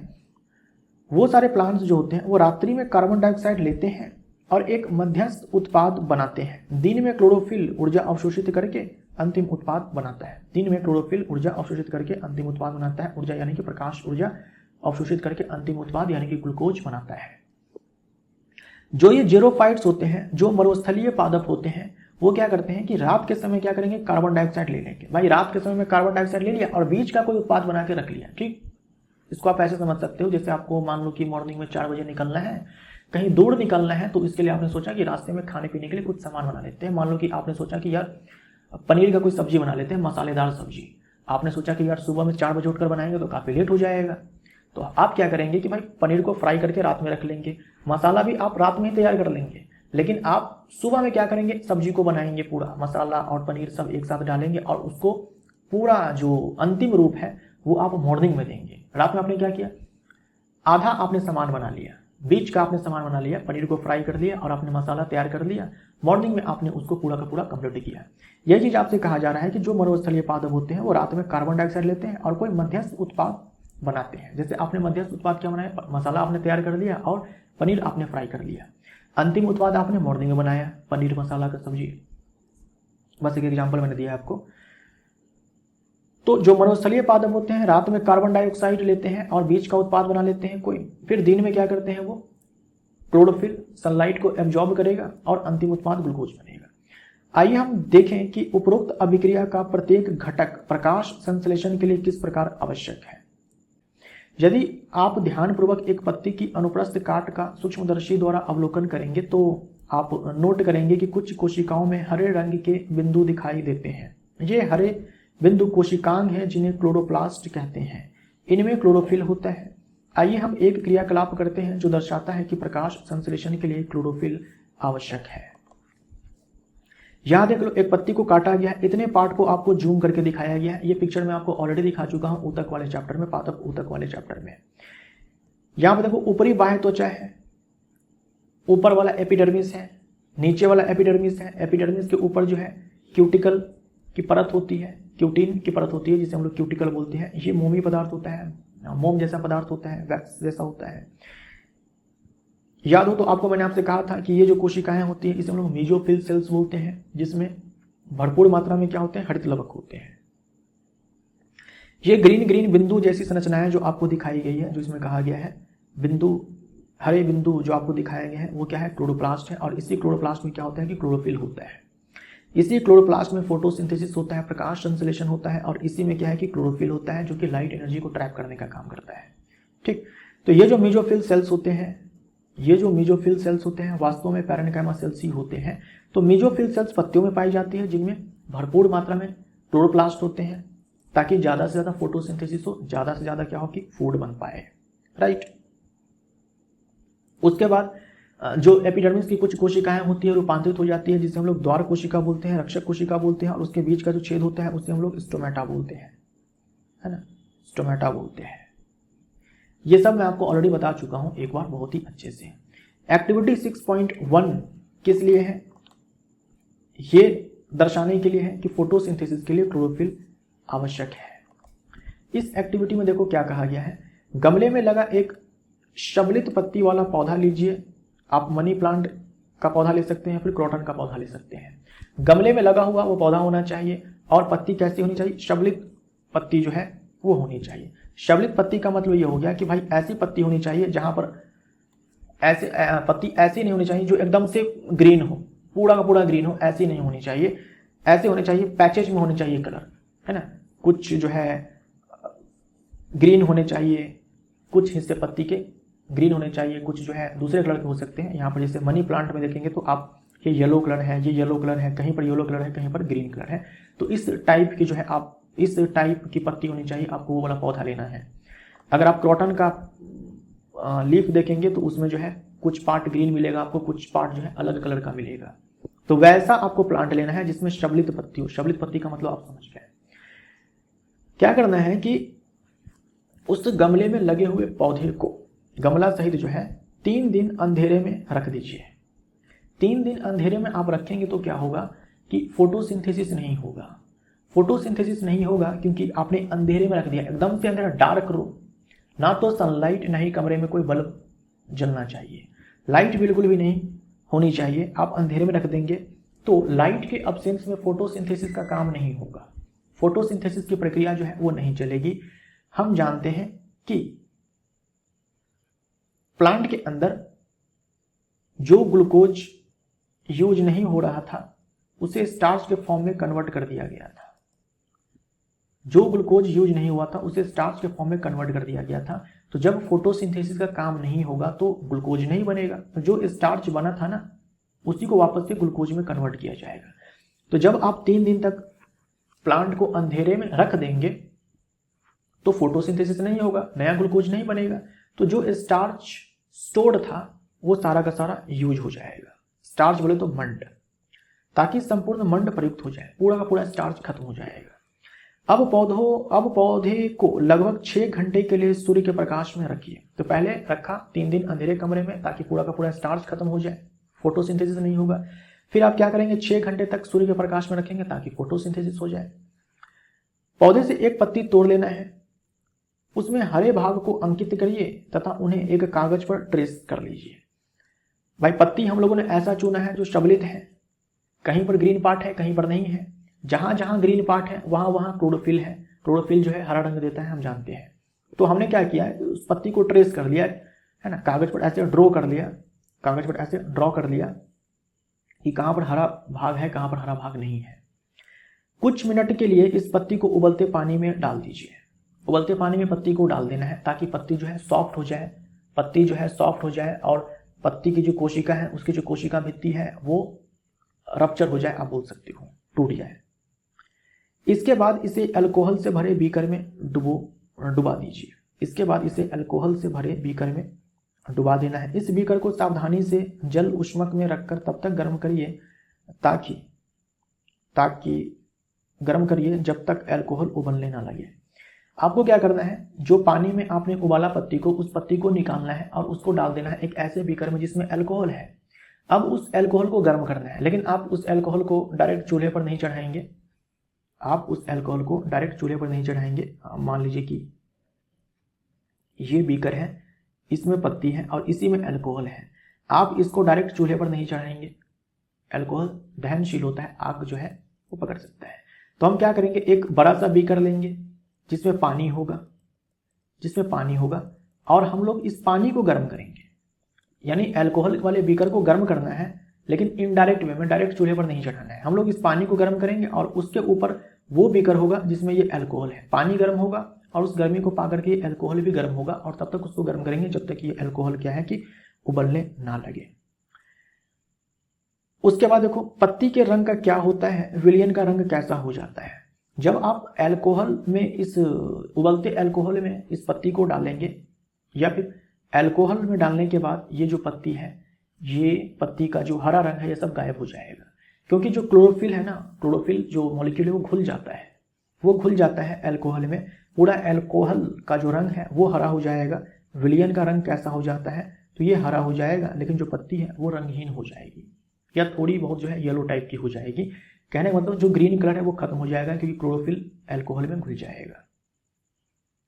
अब कुछ मिनट के लिए इस पत्ती को आयोडीन के तनु विलयन में डाल दीजिए। अब उस पत्ती को निकालना है अल्कोहल वाले बीकर से और आयोडीन के विलयन में डाल देना है। पत्ती को बाहर निकालकर उसके आयोडीन को धो डालिए। आयोडीन में डालना है, फिर उसको पानी से धो लेना है आयोडीन को। पत्ती के रंग का अवलोकन कीजिए और प्रारंभ में पत्ती का जो ट्रेस किया था उससे इसकी तुलना कीजिए। पत्ती के विभिन्न भागों में मंड की उपस्थिति के बारे में आप क्या निष्कर्ष निकालते हैं। जब आप उसको आयोडीन सोल्यूशन में डालेंगे तो आप देखेंगे कि आपने जो ट्रेस किया था, जहां जहां आपने ग्रीन कलर को ट्रेस किया था वहां वहां आपको ना ऐसे नीला रंग दिखेगा, ऐसे आपको नीला रंग दिखेगा, और जहां जहां ग्रीन कलर नहीं था वहां वहां नीला रंग आपको नहीं दिखेगा। तो इससे हमें क्या समझ में आता है, ये जो आयोडीन होता है भाई, इसकी खासियत है कि ये ब्लू ब्लैक हो जाता है। ब्लू ब्लैक हो जाता है किसके प्रेजेंस में, स्टार्च के प्रेजेंस में। आयोडीन की खासियत है, आयोडीन का जो कलर है वो ब्लू ब्लैक हो जाता है, नीला काला या फिर गहरे नीले रंग का हो जाता है स्टार्च के प्रेजेंस में। एग्जाम में सवाल पूछा जाता है स्टार्च के प्रेजेंस में। तो जब हमने आयोडीन सोल्यूशन में इस पत्ती को डाला तो जहां जहां ग्रीन कलर था वहां वहां नीला काला रंग आ जाता है, जो ये दर्शाता है कि जहां जहां ग्रीन कलर था वहां वहां स्टार्च था। और ये स्टार्च कैसे आया भाई, हमने तो पूरा स्टार्च खत्म कर दिया था 3 दिन अंधेरे में रख करके गमले को। फिर वापस से स्टार्च कहां से आ गया, वापस से स्टार्च आया जब हमने 6 घंटे के लिए प्लांट को रखा था सनलाइट में, तो फोटोसिंथेसिस हुआ था। फोटोसिंथेसिस कहां पे हुआ था, जहां जहां ग्रीन कलर था, जहां जहां ग्रीन कलर था यानी जहां जहां क्लोरोफिल था वहीं वहीं फोटोसिंथेसिस हुआ है, वहीं पर ग्लूकोज बना, वहीं पर स्टार्च बना, राइट, वहीं पर स्टार्च बना। और इसीलिए जहां जहां स्टार्च था वहां वहां ये आयोडीन सोल्यूशन का जो कलर है ब्लू ब्लैक हो गया, नीला काला हो गया, फिर गहरे नीले रंग का हो गया। तो इससे हमें यह पता चलता है कि जहां जहां क्लोरोफिल था वहीं वहीं फोटोसिंथेसिस हुआ, अर्थात फोटोसिंथेसिस के लिए क्लोरोफिल जरूरी है, क्योंकि जहां जहां क्लोरोफिल नहीं था वहां वहां स्टार्च नहीं बना और वहां वहां आयोडीन सोल्यूशन का कलर जो है वो ब्लू ब्लैक नहीं हुआ। तो ये पूरा एक्टिविटी किस लिए था? ये दिखाने के लिए कि क्लोरोफिल फोटोसिंथेसिस के लिए जरूरी है। ये याद रखिएगा कि जो आयोडीन सोल्यूशन है ये ब्लू ब्लैक हो जाता है स्टार्च के प्रेजेंस में। तो स्टार्च किसी पदार्थ में है या नहीं है, इसे अगर आपको चेक करना है तो आयोडीन सोल्यूशन का इस्तेमाल कर सकते हो। अब हम अध्ययन करते हैं कि पौधे कार्बन डाइऑक्साइड कैसे प्राप्त करते हैं। कक्षा 9 में हमने रंध्र की चर्चा की थी, पादप ऊतक वाले चैप्टर में, जो पत्ती की सतह पर सूक्ष्म छिद्र होते हैं। प्रकाश संश्लेषण के लिए गैसों का अधिकांश आदान प्रदान इन्हीं छिद्रों के द्वारा होता है। भाई जो पौधे हैं जिन्हें फोटोसिंथेसिस के लिए कार्बन डाइऑक्साइड चाहिए, वो कहां से लेते हैं? वो वायु से लेते हैं। किसके थ्रू लेते हैं? स्टोमेटा के थ्रू लेते हैं, रंध्र के थ्रू लेते हैं, जो कि पत्तियों में है। तो अधिकांश गैसों का अधिकांश आदान प्रदान जो है इन्हीं छिद्रों के थ्रू होता है, जिसे हम लोग क्या बोलते हैं? रंध्र बोलते हैं, स्टोमेटा बोलते हैं। लेकिन यह भी जानना भी आवश्यक है कि गैसों का आदान प्रदान तने, जड़, पत्तियों की सतह से भी होता है। पत्तियों से गैसों का आदान प्रदान सबसे ज्यादा होता है रंध्र से, लेकिन जो जड़ें होती हैं, जो तना होता है, वहां से भी थोड़े बहुत गैसों का आदान प्रदान होता है। इन रंध्रों से पर्याप्त मात्रा में जल की हानि भी होती है। जो ये स्टोमेटा है, पत्तियों में जो छिद्र होते हैं, स्टोमेटा होते हैं, वहां से गैसों का आदान प्रदान सबसे ज्यादा होता है। गैसों का आदान प्रदान तने और जड़ों से भी होते हैं, लेकिन पत्तियों से ज्यादा होता है। लेकिन पत्तियों में जो रंध्र है वहां से एक काम और ये भी होता है कि वाष्पोत्सर्जन होता है, जल की भी हानि होती है, अतिरिक्त जल की हानि होती है। अतः जब प्रकाश संश्लेषण के लिए कार्बन डाइऑक्साइड की आवश्यकता नहीं होती है, तब पौधा इन छिद्रों को बंद कर देता है। क्योंकि प्लांट में, पत्तियों में ये जो छिद्र है, यहाँ से जल की भी हानि होती है। तो जब फोटोसिंथेसिस के लिए कार्बन डाइऑक्साइड की आवश्यकता नहीं होती है, तब ये छिद्र जो है बंद कर लिए जाते हैं प्लांट के द्वारा, ताकि जो है जल की हानि ना हो। छिद्रों का खुलना और बंद होना द्वार कोशिका का एक कार्य है। पढ़ चुके हैं हम लोग, ये द्वार कोशिका है ना, द्वार कोशिका है, ये द्वार कोशिका और बीच के छेद को हम लोग क्या बोलते हैं? रंध्र बोलते हैं। जब द्वार कोशिका में पानी भर जाता है, तब ये छिद्र जो है खुल जाता है। द्वार कोशिका फूल जाती है और छिद्र खुल जाता है, और जब पानी निकल जाता है तो द्वार कोशिका जो है बोल सकते हो कि पिचक जाती है, शिथिल हो जाती है और छिद्र बन जाता है। द्वार कोशिकाओं में जब जल अंदर जाता है तो फूल जाती है और रंध्र खुल जाता है, और जब पानी बाहर निकल जाएगा तब ये सिकुड़ जाती है और छिद्र जो है बंद हो जाता है। तो ये सब आपसे एग्जाम में पूछा जाता है कि ये जो स्टोमेटा है कब खुलता है, कब बंद होता है। द्वार कोशिका का ये काम है। द्वार कोशिका में पानी अंदर जाएगा, कोशिका जो है द्वार कोशिका खुल जाएगी, छिद्र खुल जाएगा, स्टोमेटा खुल जाएगा। पानी बाहर निकल जाएगा द्वार कोशिका से, ये सिकुड़ जाएगी, छिद्र जो है बंद हो जाएगा। ये जो छिद्र है, ये जो रंध्र है, यहाँ से अधिकांश गैसों का आदान प्रदान होता है। तो फोटोसिंथेसिस के लिए जो कार्बन डाइऑक्साइड चाहिए वो पौधे कहाँ से लेते हैं? अधिकांश इन्हीं छिद्रों से लेते हैं। लेकिन इन छिद्रों से क्या होता है? जल की भी हानि होती है, वाष्पोत्सर्जन भी होता है। तो जब फोटोसिंथेसिस के लिए कार्बन डाइऑक्साइड की आवश्यकता प्लांट को नहीं होती है, इन छिद्रों को वो बंद करके रखती है, ताकि अतिरिक्त जल की जो है वो हानि ना हो। ठीक, अतिरिक्त जल की हानि तो हो ही जाएगी, जल की ज्यादा हानि ना हो, इसीलिए जो है इन छिद्रों को बंद करके रखा जाता है।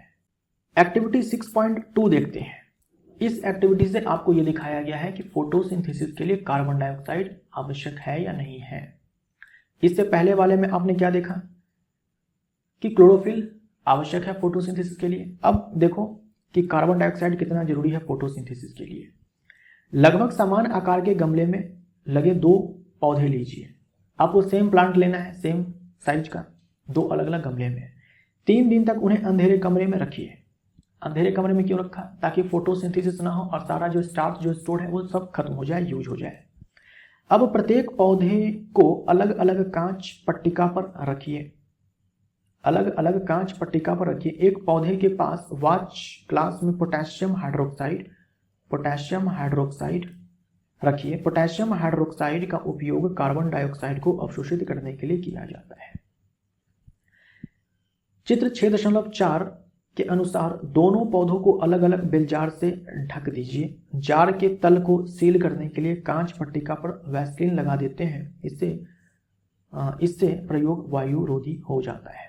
आपको ऐसे गमला लेना है, एक गमले के बगल में क्या करना है, वॉच ग्लास में पोटेशियम हाइड्रोक्साइड डाल देना है और दोनों गमले को बेलजार से ढक देना है और ऐसे तली में वैसलीन लगा देना है ताकि एयर का आना जाना ना हो पाए, है ना, इसके अंदर एयर ना जा पाए। एयर में कार्बन डाइऑक्साइड है ना, वो बाहर से ना जा पाए, पूरा ऐसे पैक कर देना है। तो जब आपने बेलजार को डाला, ऐसे पूरे गमले को ढक दिया बेलजार से, तो उसमें कुछ हवा ट्रैप हो गई जिसमें ऑक्सीजन भी है, कार्बन डाइऑक्साइड भी है। ठीक, आपने एक के पास क्या रखा है, पोटेशियम हाइड्रोक्साइड रखा है, जिसका काम क्या होता है, जो भी कार्बन डाइऑक्साइड है उसको खींच लेना, उसको अवशोषित कर लेना।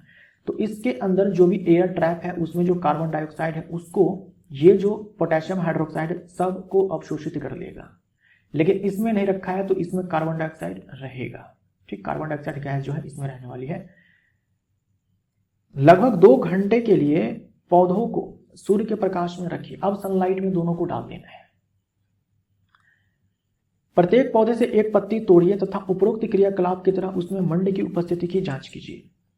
2 घंटे सनलाइट में रखने के बाद क्या करेंगे, यहां से एक पत्ती तोड़ेंगे, यहां से एक पत्ती तोड़ेंगे, उसके बाद उसको पानी में डाल करके उबालना है, उबलते पानी में डालना है कुछ समय तक। वहां से निकालने के बाद जो है अल्कोहल में डालना है, तब तक उबालना है अल्कोहल को, तब तक गर्म करना है अल्कोहल को जब तक कि उबलने लगे। फिर क्या होगा कि अल्कोहल का जो पूरा विलयन है वो हरे रंग का हो जाएगा, पत्ती जो है रंगहीन हो जाएगी। वापस से हमें क्या करना है, आयोडीन सोल्यूशन में इसको डालना है। आप देखेंगे कि यहां से जो आपने पत्ती को तोड़ा है वो आयोडीन सोल्यूशन में डालने के बाद जो आयोडीन सोल्यूशन का कलर है वो ब्लू ब्लैक नहीं होता है, वो सोल्यूशन जो है ब्लू ब्लैक नहीं होता है। लेकिन जब इसको डाला जाता है आयोडीन सोल्यूशन में तो ब्लू ब्लैक हो जाता है, जो ये बताता है कि इस वाले में स्टार्च बना है, इस वाले में स्टार्च नहीं बना है। अब इस वाले में स्टार्च क्यों नहीं बना है, क्योंकि इसमें फोटोसिंथेसिस नहीं हुआ है। स्टार्च नहीं बना है मतलब फोटोसिंथेसिस नहीं हुआ है। क्यों नहीं हुआ है, क्योंकि कार्बन डाइऑक्साइड की यहाँ पर अनुपस्थिति थी। कार्बन डाइऑक्साइड जो है पत्तियों को वो नहीं मिल पाई है क्योंकि पोटेशियम हाइड्रोक्साइड ने अवशोषित कर लिया था। समझे आप? हमने क्या किया कि जो पत्ती है दोनों से पत्ती को उठाया और डाला आयोडीन सोल्यूशन पत्तियों पर, तो देखा कि जो आयोडीन सोल्यूशन का कलर है वो ब्लू ब्लैक हो जाता है इस वाले केस में, क्योंकि यहाँ पर स्टार्च ब्लू ब्लैक हुआ है मतलब यहाँ पर स्टार्च था मतलब फोटोसिंथेसिस हुआ था। इस वाले में ब्लू ब्लैक आयोडीन सोल्यूशन का कलर नहीं होता है, जो ये बताता है कि स्टार्च नहीं है इस वाले। भाई क्यों नहीं है, मतलब फोटोसिंथेसिस नहीं हुआ है। क्यों नहीं हुआ है, क्योंकि CO2 का अवशोषण जो है ये पोटेशियम हाइड्रोक्साइड कर लिया और पत्तियों को वो CO2 नहीं मिला था, इसीलिए। इसका मतलब CO2 जरूरी है फोटोसिंथेसिस के लिए। वैसे इस वाले एक्सपेरिमेंट में हमें ट्रेस करने की जरूरत नहीं है और ना ही हमें वैसे प्लांट लेने की आवश्यकता है जिसमें जो पत्ती है वो क्या हो, शबलित हो, क्योंकि हमें यहाँ पर क्लोरोफिल के प्रेजेंस को नहीं चेक करना है, हमें यहाँ पर CO2 को चेक करना है कि फोटोसिंथेसिस के लिए चाहिए या नहीं चाहिए। इसलिए हमें ट्रेस करने की आवश्यकता नहीं है। आप ऐसा भी प्लांट ले सकते हो जिसकी पूरी पत्ती जो हो वो ग्रीन हो, जिसकी पूरी की पूरी पत्ती ग्रीन हो, वैसा भी प्लांट आप ले सकते हो। ठीक, लेकिन वो काम आपको करना है कि पानी में डाल करके उबालना है कुछ समय तक, फिर वहां से निकालने के बाद अल्कोहल में डालना है, फिर वहां से निकालने के बाद आयोडीन सोल्यूशन में डालना है। राइट। अब तक हम यह चर्चा कर चुके हैं कि सपोषी अपनी ऊर्जा आवश्यकता की पूर्ति कैसे करते हैं, लेकिन उन्हें भी अपने शरीर के निर्माण के लिए अन्य कच्ची सामग्री की आवश्यकता होती है। स्थलीय पौधे प्रकाश संश्लेषण के लिए जल की आपूर्ति जड़ों द्वारा मिट्टी में उपस्थित जल के अवशोषण से करते हैं। भाई फोटोसिंथेसिस के लिए जल चाहिए, फोटोसिंथेसिस के लिए जल चाहिए। जल कहाँ से प्लांट लेगा, तो मिट्टी से लेगा। मिट्टी में जो जल है वहीं से जल को अवशोषित किया जाएगा। जलें जो है जल को अवशोषित करती है परासरण विधि के द्वारा, मैं आपको बता चुका हूं। और कार्बन डाइऑक्साइड हवा से ली जाएगी। नाइट्रोजन, फास्फोरस, लोहा तथा मैग्नीशियम सरीखे अन्य पदार्थ भी मिट्टी से लिए जाते हैं। कहा जा रहा है आपको कि ये सपोषी अपनी ऊर्जा आवश्यकता की पूर्ति कैसे करते हैं, हम लोग पढ़ चुके हैं कि भाई जल से और कार्बन डाइऑक्साइड, वो जल और कार्बन डाइऑक्साइड से वो फोटोसिंथेसिस करते हैं, वहां से जो है अपना वो कार्बोहाइड्रेट बनाते हैं। लेकिन अपने शरीर के निर्माण के लिए अन्य कच्ची सामग्री की भी आवश्यकता होती है। ऐसा नहीं है कि केवल जल और कार्बन डाइऑक्साइड से उनका काम चल जाएगा, और भी तरह तरह के पदार्थ जो है उनको चाहिए होते हैं अपनी ग्रोथ के लिए। स्थलीय पौधे जो होते हैं उनके बारे में कहा जा रहा है कि वो जल ले लेते हैं, मिट्टी से अवशोषित कर लेते हैं। नाइट्रोजन, फास्फोरस, लोहा तथा मैग्नीशियम ये भी जो है मिट्टी से लिए जाते हैं। नाइट्रोजन है, फास्फोरस है, लोहा है, मैग्नीशियम, ये सारे खनिज तत्व हैं जो मिट्टी से ही लिए जाते हैं। नाइट्रोजन एक आवश्यक तत्व है जिसका उपयोग प्रोटीन तथा अन्य यौगिक के संश्लेषण में किया जाता है। ये जो नाइट्रोजन है ये चाहिए किसके लिए? प्रोटीन के लिए। ये चाहिए न्यूक्लिक एसिड के लिए, है ना, डीएनए, आरएनए, ये सब क्या है? न्यूक्लिक एसिड है। तो नाइट्रोजन एक महत्वपूर्ण तत्व है प्रोटीन बनाने के लिए और न्यूक्लिक एसिड बनाने के लिए। इसे अकार्बनिक नाइट्रेट का नाइट्राइट के रूप में कहा नहीं होगा, या होगा। इसे अकार्बनिक नाइट्रेट या नाइट्राइट के रूप में लिया जाता है। इन्हें उन कार्बनिक पदार्थों के रूप में लिया जाता है जिन्हें जीवाणु वायुमंडलीय नाइट्रोजन से बनाते हैं। अब देखो प्लांट को ना ये नाइट्रोजन चाहिए, क्योंकि भाई प्रोटीन बनाने के लिए नाइट्रोजन चाहिए, जो न्यूक्लिक एसिड है वो सब बनाने के लिए नाइट्रोजन चाहिए। हवा में बहुत नाइट्रोजन है, 78% नाइट्रोजन है। लेकिन जो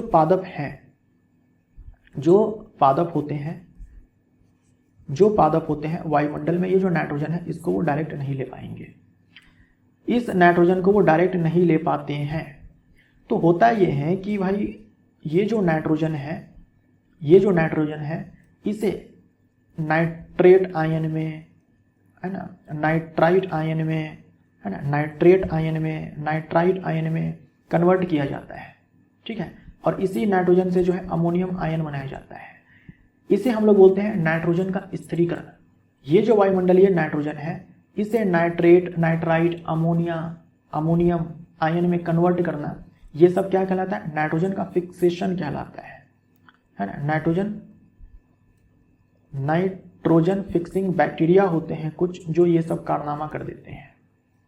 नाइट्रोजन फिक्सिंग बैक्टीरिया होते हैं प्लांट के जड़ों में जो ये सब कारनामा कर देते हैं। जैसे आपने सुना होगा एजोबैक्टर है, राइजोबियम है, जो कि दलहनी पादप के जड़ों में पाए जाते हैं। ये जो नाइट्रोजन फिक्सिंग बैक्टीरिया होते हैं ये वायुमंडलीय नाइट्रोजन को जो है नाइट्रोजन युक्त यौगिक में कन्वर्ट कर देते हैं। ये सब क्या है? नाइट्रोजन युक्त अकार्बनिक यौगिक है। तो वायुमंडलीय नाइट्रोजन को प्लांट डायरेक्ट ले नहीं पाएंगे, इसको कन्वर्ट कर दिया नाइट्रेट में, नाइट्राइट में, अमोनियम में, नाइट्रोजन फिक्सिंग बैक्टीरिया। इन सारे को प्लांट एब्जॉर्ब कर सकता है। जो जड़ें हैं उससे इन सारे को अवशोषित किया जाता है और यहां से प्लांट को नाइट्रोजन मिलता है। डायरेक्ट वायुमंडल से नाइट्रोजन नहीं ले पाता है प्लांट, नाइट्रोजन को लेता है ऐसे अकार्बनिक यौगिक, नाइट्रोजन युक्त अकार्बनिक यौगिक होते हैं, उसे प्लांट लेते हैं। तो इस वायुमंडलीय नाइट्रोजन को जो है इसमें कन्वर्ट करने का काम जो है नाइट्रोजन फिक्सिंग बैक्टीरिया करते हैं खास करके, और इस प्रोसेस को हम लोग क्या बोलते हैं? नाइट्रोजन का स्थिरीकरण बोलते हैं। तो यहां से जो है प्लांट को नाइट्रोजन मिल जाएगा। ठीक, तो ऊर्जा के लिए फोटोसिंथेसिस प्लांट करते हैं जिसके लिए जल चाहिए और कार्बन डाइऑक्साइड चाहिए। लेकिन इसके अलावा भी प्लांट बॉडी के अंदर जो है बहुत तरह के काम होते हैं ग्रोथ एंड डेवलपमेंट के लिए, जिसके लिए अन्य तरह के जो है पदार्थ चाहिए होते हैं, जैसे कि नाइट्रोजन है, फास्फोरस है, लोहा है ना, मैग्नीशियम है। बहुत सारे प्रोटीन ऐसे होते हैं जिसके बनने के लिए फास्फोरस चाहिए होता है, सल्फर चाहिए होता है। ठीक, और नाइट्रोजन तो सबको चाहिए ही। सारे प्रोटीन में जो है नाइट्रोजन होता है और न्यूक्लिक एसिड में नाइट्रोजन होता है। नाइट्रोजन एक बहुत ही ज़्यादा महत्वपूर्ण तत्व है प्लांट के लिए। तो दोस्तों जैव प्रक्रम का पार्ट 1 हमारा यहाँ पर समाप्त होता है। आज हम लोगों ने न्यूट्रिशन देखा, पोषण देखा, किसमें? प्लांट में, कि प्लांट के अंदर न्यूट्रिशन कैसे होता है। भाई ऊर्जा सबको चाहिए, ग्रोथ एंड डेवलपमेंट के लिए पदार्थ सबको चाहिए, लेकिन उस पदार्थ को प्राप्त करने का तरीका अलग अलग है जीवों में। सपोषी में अलग तरीके से होता है, विषमपोषी में अलग तरीके से होता है। तो आज के इस पार्ट में हम लोगों ने सपोषी के बारे में देखा है कि उनके अंदर न्यूट्रिशन कैसे होता है। ठीक, अगले वाले पार्ट में हम लोग देखेंगे विषमपोषी के अंदर, और हम लोग मानवों के अंदर देखेंगे कि कैसे होता है। मिलते हैं अगले पार्ट में। Thank you so much.